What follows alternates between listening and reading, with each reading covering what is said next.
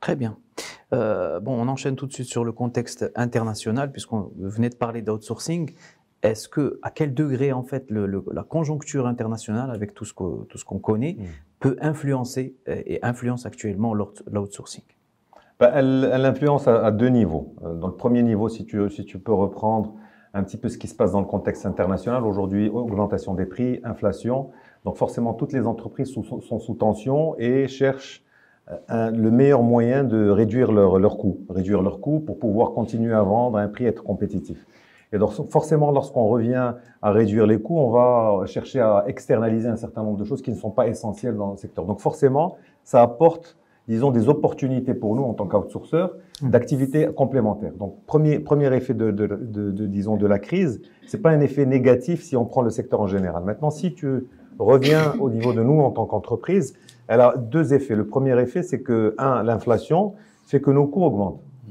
Donc, l'inflation aujourd'hui, les coûts chez nous dans un outsourceur, si vous allez en Europe, par exemple en France, ça va être 80% de nos charges, c'est des salaires. Si vous êtes disons au Maroc et en Afrique, on va avoir aux alentours de 55%. Donc forcément, l'augmentation de coût de la vie, il y a l'augmentation des salaires. Quand on va par exemple en France, augmentation du SMIC de 8% l'année dernière. Sur chacune des géographies que nous avons, on voit qu'il y a une augmentation des salaires. Et donc forcément, si on veut préserver nos marges, on doit augmenter nos tarifs et forcément, nos clients ne regardent pas ça de la même manière. Donc, il y a des négociations comme dans nos contrats pendant 10 ans ou pendant 15 ans. En fait, depuis que je suis dans ce secteur-là, il n'y avait pas d'inflation.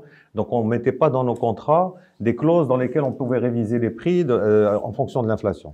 Donc, on a été pris de court. Donc, avec chacun des clients, on est en train de négocier. On n'arrive pas à le faire avec tous les clients parce que certains clients n'ont pas la capacité ou n'ont pas la volonté de le faire.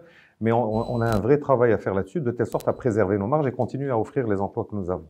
Donc, si vous voulez, impact positif lorsqu'on prend le secteur en général, impact plutôt négatif, c'est-à-dire au niveau de nos marges, parce que effectivement, on doit prendre en considération le bien-être de nos collaborateurs, le fait que lorsque le coût de la vie augmente, on est obligé de regarder, même si le SMIC n'augmente pas, d'essayer de trouver des moyens pour que nos collaborateurs continuent à avoir le même pouvoir d'achat. Justement, dans ce sens, moi j'ai une question par rapport aux nouvelles tendances de l'outsourcing et au low cost, les destinations low cost. Est-ce que c'est des choses qui vous intéressent? Alors, c'est dans les trucs. Donc, les gens me posent la question, je leur dis, notre secteur, c'est très simple. Nous, en tant qu'outsourceur, on va là où le client nous le demande. D'accord. Donc aujourd'hui, si j'ai un client un client français qui me demande, moi, je veux des activités à Djibouti, je vais pas lui dire non, je monte un centre là-bas, je vais juste m'assurer qu'il me lâche pas au bout d'un mois. Mais on va là où il faut. Donc nous, aujourd'hui, si on prend le marché francophone, aujourd'hui, on a toutes les destinations de telle sorte à être compétitif. Donc aujourd'hui, lorsqu'on a un donneur d'ordre qui arrive et qui veut du onshore, c'est-à-dire en France, on a aujourd'hui 9 sites de production en France, on a 4000 collaborateurs en France et on leur offre le service là où ils le veulent. S'ils veulent avoir un prix moindre et rester en Europe, on a le Portugal où on leur offre aujourd'hui, on a 1000 personnes au Portugal qui travaillent pour le marché français. S'ils veulent moins que le Portugal, ils peuvent sortir de l'Europe, mais avoir une proximité. On a le Maroc et demain, on a la Tunisie, comme on a la Tunisie aujourd'hui. Donc, on a ces deux destinations. S'ils veulent un prix encore plus compétitif, on a l'Afrique subsaharienne. Donc, on est présent au Cameroun, Sénégal, Côte d'Ivoire. Et s'ils veulent encore plus compétitif, on a Madagascar. Maurice est au même niveau que le Maroc. Donc aujourd'hui, si vous voulez, dans notre dispositif, on a le dispositif qui permet à Intelsia d'être compétitif et répondre à toutes les demandes. D'accord. Aujourd'hui, la Tunisie, elle est plus compétitive que le Maroc.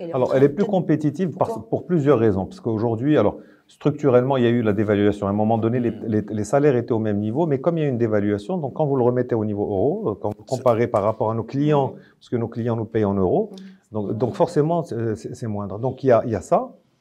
Il y a deux aspects qu'on joue. La dévaluation a fait que les salaires en Tunisie, comparés au Maroc, sont 20 à 30% moins chers, moindres. Deuxième élément, c'est qu'il y a également beaucoup de disponibilité des ressources. Donc, vous avez peut-être moins de turnover qu'au Maroc parce qu'il n'y a pas beaucoup d'offres. D'accord. Donc aujourd'hui, et pourquoi il n'y a pas beaucoup d'offres? Parce que à partir quand il y a eu le printemps arabe, beaucoup d'outsourceurs sont sortis de la Tunisie. Et donc il y a eu beaucoup de donneurs d'ordre ne veulent pas aller en Tunisie ou ne peuvent pas aller parce qu'ils ont des restrictions par rapport.